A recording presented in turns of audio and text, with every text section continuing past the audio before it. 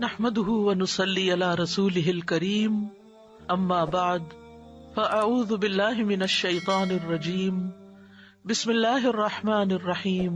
30 بھی پڑھتے ہیں کہ نبی صلی اللہ علیہ وسلم نے فرمایا جو شخص 10 بار قل هو اللہ احد پڑھتا ہے اس کے لیے جنت میں ایک محل بن جاتا ہے۔ عمر رضی اللہ عنہ کہنے لگے کہ اے اللہ کے رسول صلی اللہ علیہ وسلم اس طرح تو ہم بہت سارے محل اپنے لیے تیار کر لیں گے، یعنی بہت دفعہ ایسا ہی عمل کریں گے۔ آپ نے فرمایا اللہ کے پاس اس سے بہت زیادہ ہے، بہت اچھا ہے، یعنی تمہارے گمان سے کہیں زیادہ ہے اس کے پاس۔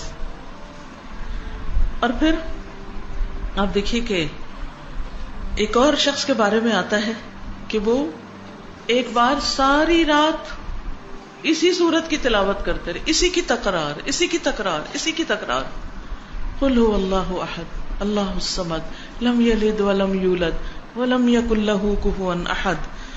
اور حقیقت یہ ہے کہ اگر آپ کسی وقت دعا کرنا چاہیں اور اللہ کے قریب ہونا چاہیں، اللہ تعالی کی قدرت اور عظمت کا احساس اپنے دل میں بٹھانا چاہیں تو آپ کو کیا کرنا چاہیے؟ بغیر گنے کئی بار قل هو اللہ احد۔ اگر آپ کو ریاکاری کا ڈر ہے، شرک کا اندیشہ ہے، شرک سے ڈرتے ہیں، اپنے اندر اخلاص پیدا کرنا چاہتے ہیں تو اسی صورت کو پڑھیں، بار بار پڑھیں، اور پھر اس کی تاثیر آپ دیکھیں، یہ کرنے سے پتہ چلتا ہے۔ نبی صلی اللہ علیہ وسلم کو جب یہ بات پتہ چلی کہ وہ ساری رات ہی پڑھتا رہا تو آپ نے اس کو منع نہیں کیا۔ اس لیے اگر کوئی اس کو ایک سے زیادہ بار پڑھتا ہے تو کوئی منع نہیں ہے، لیکن اس کے لیے کوئی جگہ، کوئی وقت، کوئی گنتی، کوئی ہنسا کچھ مقرر نہیں، کیونکہ ایک ہی آیت کا یا ایک سورت کا بار بار پڑھنا انسان کے اندر اس کا فہم زیادہ کرتا ہے، اس کے اندر غور و فکر اور تدبر زیادہ ہو جاتا ہے۔ تدبر کے لیے تکرار چاہیے ہوتی، بار بار پڑھو۔ ہم تو ایک دفعہ قرآن پڑھتے ہیں اور اس کے بعد بند کر کے وہ اوپر شیلف میں رکھ دیتے ہیں، مکمل ہو گیا، اب مزید اس سے کوئی کام نہیں۔ اس کی فضیلت یا اس کے بارے میں یہ بھی آتا ہے کہ یہ انسان کی بیماریوں کو دور کرنے والی ہے۔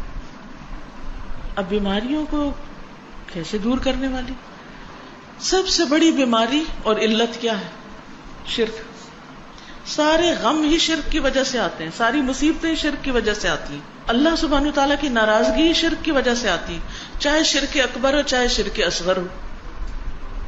شرک اکبر تو بتوں کو پوجنا، اور شرک اصغر کیا؟ ریاکاری کرنا، دکھاوے کے کام کرنا، اپنے نیک کاموں پہ فخر کرنا، لوگوں کو بتانا کہ میں کیسا کیسا نیک ہوں۔